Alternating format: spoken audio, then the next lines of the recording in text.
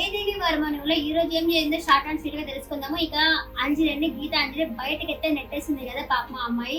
పోయేసి వర్షం పడతా ఉంటుంది, ఒక దగ్గర అయితే కూర్చో ఉంటుంది. ఇంకా అంజలి వాళ్ళ అమ్మమ్మ అయితే ఆఖరికి ఇన్హేలర్ కూడా పీల్చుకోకుండా నాకు అంజలి కావాలా అని ముందు పట్టుబట్టేసి ఆవిడైతే ఉంటుంది అనమాట. ఇంకా మనీష్ వాళ్ళ నాన్న వచ్చేసి మనీష్ తోటి పోను ముందు పోయేసి అంజలిని పీల్చుకోరాపో అని చెప్పారంటాడు ఈ అమ్మాయి దగ్గరికి.